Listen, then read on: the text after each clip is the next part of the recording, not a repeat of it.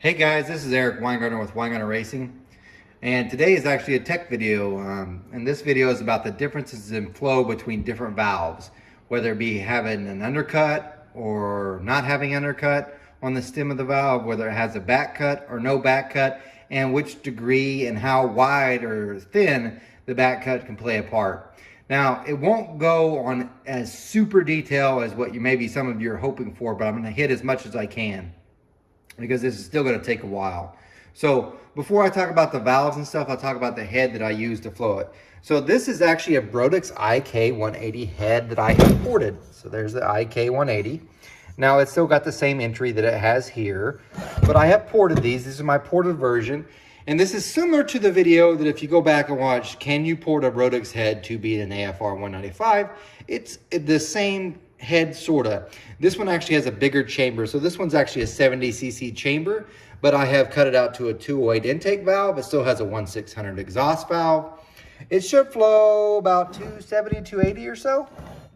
It's a really nice port. It's about this one I actually changed slightly from the previous video one. I made this one a little bit larger. It looks bigger, but it's really not. It looks bigger here in the bowl area, although it's only like 100% of it, so it's only 208. But if you look down here, it's pretty tiny.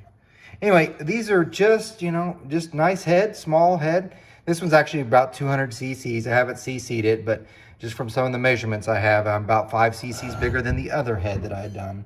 But like I said, it should flow about 280. It's got a 45-degree valve job, and so it works with all these valves that I have here. I will say this is something else too. Right now, this truly is the best budget head for porting if you want to have an American casting. And you're like, well, no, Profiler. Profiler used to be, but Profiler has raised their prices so much that it's just right out of the ball. It's way too high now at this point. So like, for instance, these, I sell them assembled for $1,300. Ported versions you can get about $2,000, which are like, oh my gosh, that's as much as an AFR. Yeah, my ported version. So, but American's still the best, and they've got a 180, a 200, and a 215. I still am waiting for some customers to say, hey man, can you go full out on a 215 and see what it can do? Because I actually would be very curious, because if it actually moves a really good amount of air, it would be the best budget head you could get. I know some of you are like, no, Profiler. Really, if Profiler hadn't doubled their price, it wouldn't be that situation probably. But anyway, let's get to the actual test today. So because they're all 208 and 1/600, I have all these intake valves to try, and we're gonna flow them all. And I'm gonna use the same exhaust valve. Now, some of you are like, why don't you change the exhaust valve and see what it does? Well, to keep the test more consistent, I'm gonna keep the same exhaust valve, because if I go changing, say, an intake valve and a different exhaust valve, the air going over the exhaust valve itself may change flow, which will be a future video coming up to see if that actually does happen if you just change the exhaust valve and see if it actually affects intake flow, but that's a later video. So point being is, this is the intake valve. It's from Urson. This is the one that's actually going to be assembled with the head. This one's not going to be changed. I'm only going to change the intake valves, and let's see what we have. Before I do, I need to go through some terms because it makes things way easier to explain. First off, these are all 11/32 stem valves. So none of them are 8 millimeter. 11/32 is very common in small block Chevys, with the exception of the AFR heads. Now, there's something called, I'm gonna get down here. This stem is called, this one's a straight stem. This one has a small undercut that goes just right here. Then you can see different undercuts. Undercuts where they actually cut away part of the stem through this area, so it looks like this, or even like that, for two reasons. One, they think it will increase airflow, which we'll get to see. And two, it does reduce the weight of the valve because you're removing material from it. However, the undercut itself, each valve can be dramatically different. And here's what I mean by it. If you notice, this undercut's very short and has hardly any. This one's much taller, but if you notice, it doesn't look very deep. This one, by the way, is the same valve. This one's much deeper, and it looks like it's up higher, of course, than that. So between valve brands, the undercut can be different. So for instance, this is a Brodix old valve. Really like this valve. We'll get to this in a minute. This is the Brodix newer valve. So if you got the Brodix heads now, you would get these. This is a Freya 6000. So is this one. They're the same valve. One has a back cut, one doesn't. This is an Urson, and it's like this. It's competition series. This is a mystery valve I just happen to have here. I actually think it's Rev or an SI. So all these valves are sort of different as far as the undercuts, with the exception of the two Ferreas have the exact same undercut.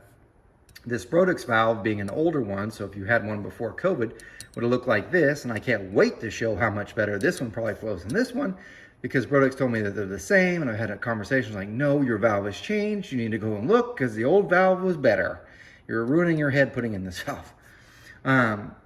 The Urson, of course, is different as well. But anyway, that's undercuts, because we always think, well, yeah, this has to flow more than that solid stem. And we're going to find out if that's truly the case, because we get to compare all these. The other thing that's going to get compared is kind of the back cut. And you're like, what is a back cut? Well, let's go to this Brodix valve. I'll get my camera to zoom right. This right here is the seat angle. This is where the valve makes contact with the head. This has to be there, obviously, because every valve has to make contact with the head. This is the back cut. You do not necessarily need a back cut for functionality. So an engine will function without a back cut. But typically the flow changes having a back cut. So that's what this is. But however, let me change my view. Back cuts can vary. For instance, this is a 30-degree back cut, meaning this seat is 45, the back cut's 30. But so is this one. This is the Brodix new valve. The width, or how wide the back cut, can play a part in flow. If you notice, this one's much wider than this one, which is just barely there. And you're going to find out when we go over to conclusions, this plays a part. When you get most Ferrea valves, almost all, not all though, but almost all, they don't have a back cut. See, their functionality, they just have a seat. That's where the valve would sit on the head, and there is no back cut.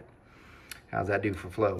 Now this one, I actually put a back cut on, and this is a 33 degree. If you notice, all the others are 30 degree back cut, 30 degree back cut. We haven't got to this one yet, but it's 30 degree too. This one's actually 33 degrees, and it's about as wide as this 30 degree. So we have a Ferrea with no back cut, Ferrea with the back cut, 33 degrees. Then we have the one that's actually going to be used on this. This is an Urson one. Now this Urson one has a 30 degree back cut. It's got an undercut stem. It goes up higher, so it'll be interesting, because if you look, this one is similar to this one. It's got a little bit more, sorry, similar to this one, but of course it has an undercut that this one doesn't, because they're about the same width, same angle on the back cut, but we have a back cut, or an undercut on the stem. Then this valve, I have no idea. I believe it's got a back cut that's 30. It's some mystery valve, and it's different. But here's the other thing about them. I did weigh them all, just so you can get an idea. This one weighed, maybe I didn't weigh this one. Nope, didn't weigh that one. This one weighed 115 grams, so you can see the undercut. If you compare that to this one, this was 138.7. The Urson's 115.6. So yeah, you lost a lot of weight going to that. If you look at the Ferrea, it's 127, so it's still 10 grams lighter than that because of the undercuts. So yeah, it makes a difference. And then this little one only lost 1 gram. But there are other things that can cause it to lose weight, which I'm about to show you. I'm tilting the valves down to show you the underhead. The Brodix is what they call a flat face. It's flat all the way across here. I'm not tilting this one over because it's the same, but it's flat. I don't know how that affects flow, but it's flat. So if you look at the Ferrea, it's got a slight dish, which I don't know if the camera's capturing right, but it's got a dish through the center. If I look at this is the Urson, it's got a dish that goes all the way this way. And this mystery valve, as you can tell, it's got a ridge right here where the dish does not extend. When you remove material from this area, it does cause the valve to weigh less. So besides the Urson having the undercut stem, it also has material removed from the head itself to make it weigh less than this Brodix, who's flat face, thick stem. So just something to keep in mind. So I probably overwhelmed you with a weird amount of information, but so I'll recap real quick just to make sure, because this is exactly how I flow it. We have one with a straight stem, 30 degree back cut. Straight stem, 30 degree back cut, but very thin. No back cut. Undercut stem from Ferrea. Back cut. And so now we have undercut Ferrea with a back cut that's 33 degrees. We have an Urson that's got a 30 degree back cut and an undercut on the stem. And a mystery that I think's 30 and an undercut, but a different dish design than the Urson. So we'll see. I'm gonna get to flowing and then we can share the results, because you're gonna be surprised by how much difference there is in the flow. So let me get to flowing, and I got about an hour worth of work or more, so then I can share the results. I thought I'd show you how I'm flowing it. So this head I'm flowing on a 430 board, because that's really what the customer's having it go on anyway. I've got this radius entry plate on it because I want to keep the test more consistent. Make sure this isn't a variable. Usually I'd use clay, but it's also pretty it's warmer in the shop. I mean, the temperature outside is like almost 100. And even though they got the AC going in here, the modeling plate can get sucked in, hence the radius plate. Keeps things more consistent. I do want to show you this, because I just got done flowing it. It has the D-port exhaust I put on it instead of the square one that I put on the last one. This thing's actually pretty good. It moves more air than the last one. Maybe because it's slightly bigger on the intake size, but you'll see all that. But anyway, this is how it's flowed. I'm getting ready to switch some valves, and you get to see the results. Okay, here are part of the results. But before I explain the results, let me kind of show you something, because I want to make sure you understand this. Oops, dang that.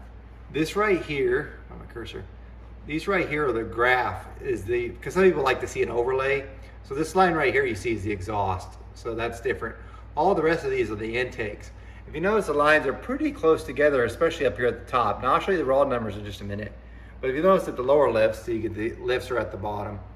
The lower lifts, they get pretty far apart.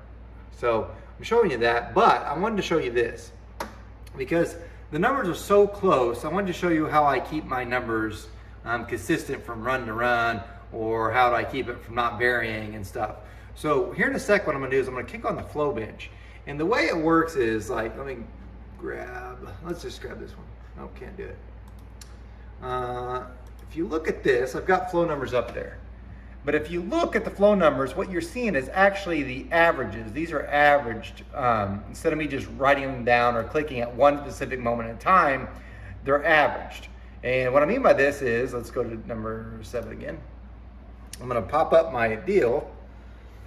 Whenever I click the button to actually flow the head, or to record a number, it will start recording, and you're gonna see it up here in a second, where you see that 28 inches, because that's what it's at. What you're gonna see is, where did my cursor go? Right here. Where you're gonna see is, this will go and it'll start counting numbers all the way up to 15. What it's doing is the computer's taking 15 total readings during this time. And then what it will do is it will spit out the average and put it over here.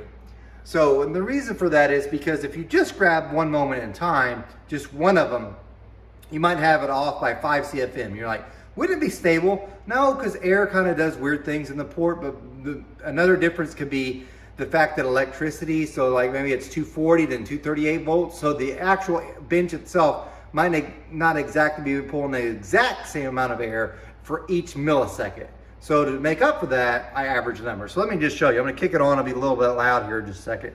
And I'll show you just what I mean by that. And you can watch the flow numbers pull up on the side.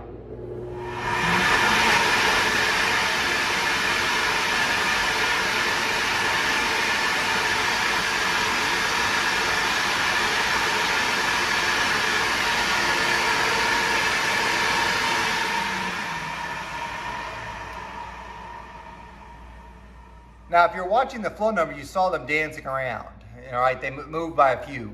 That average got put right there at 290.6. And that 0.43 tells me how stable it is. So from the readings it took, that 15 that it took, the 0.43 is what percent were they different from each one.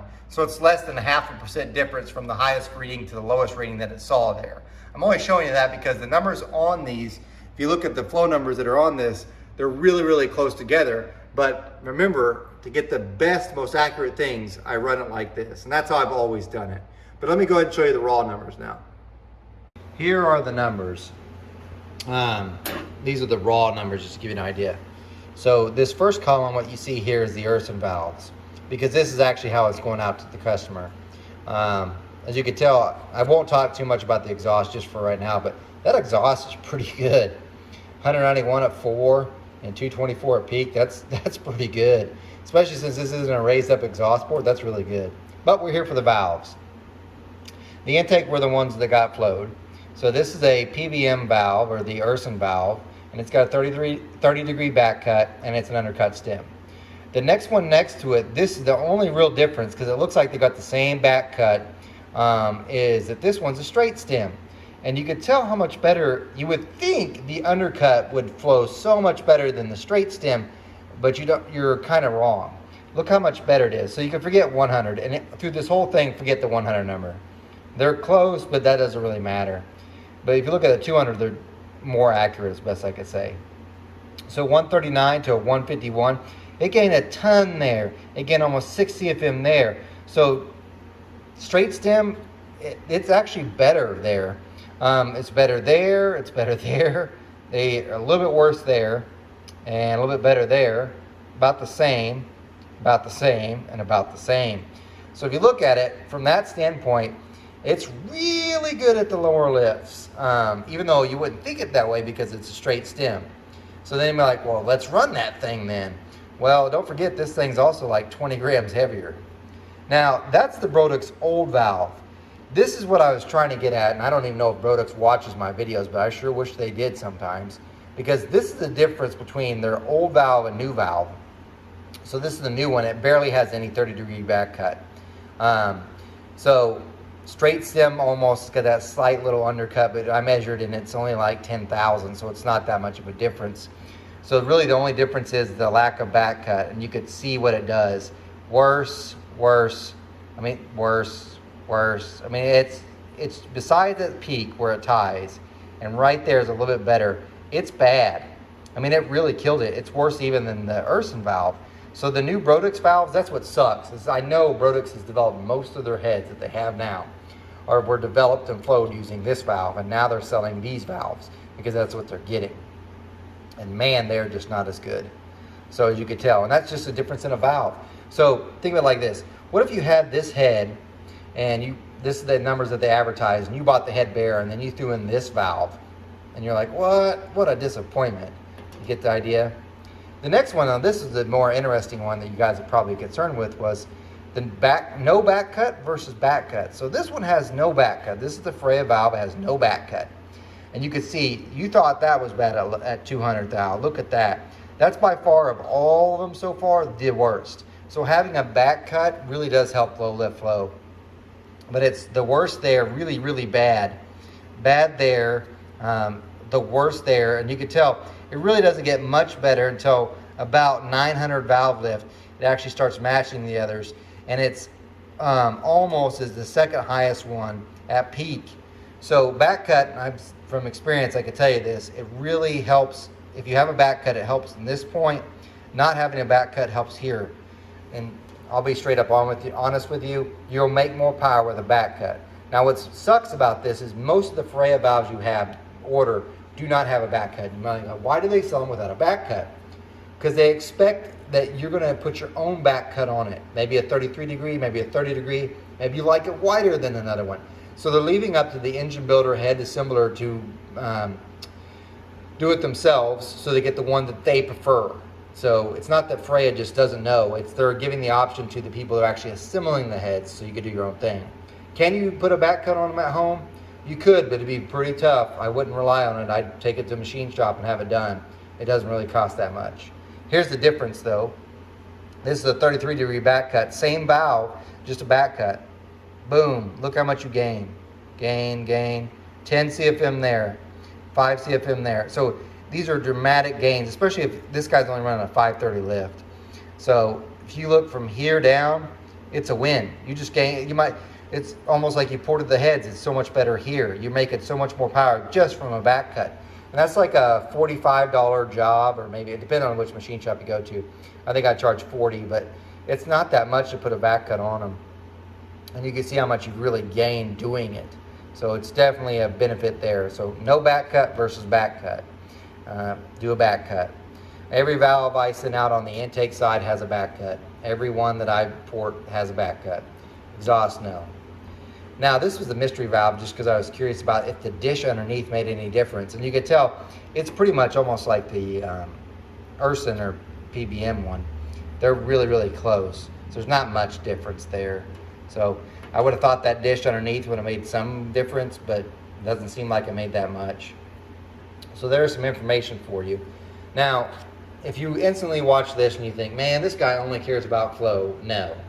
These are just information for you to use however you want. So if you like, this is garbage, well, then you don't have to use it. If you think it's valuable, then use it. But I will say, don't rely solely just on this. And what I mean by that is, if I was doing this and I said, man, look at that, I'm just going to use that Brodix valve. Don't forget, that Brodix valve does flow better, and it would probably, if all else, everything being equal, it would make more power. Except this. Because it weighs 20 grams heavier, this valve will be less likely to go in valve float before this one. So let's say you make peak power at 6,500 with this, and then you switch over to these valves and you're like, man, this thing flows so much more, I should be able to make way more power. And then at 6,500, or actually 63, because the valve weighs more, you're in the valve float, and you lost 40 horsepower. See the problem? It wasn't an airflow thing, there was also the weight of the valve. So a lot of things play into it. If you could get that flow with the same weight as that valve, you'd be in for a win. But like all things engines, it's a compromise. You're going to do one thing that'll help the other, but it'll be a disadvantage to something else. So that's the nature of the beast with engine building. Anyway, guys, thanks for watching. Remember, I'm no Superman, and you take care.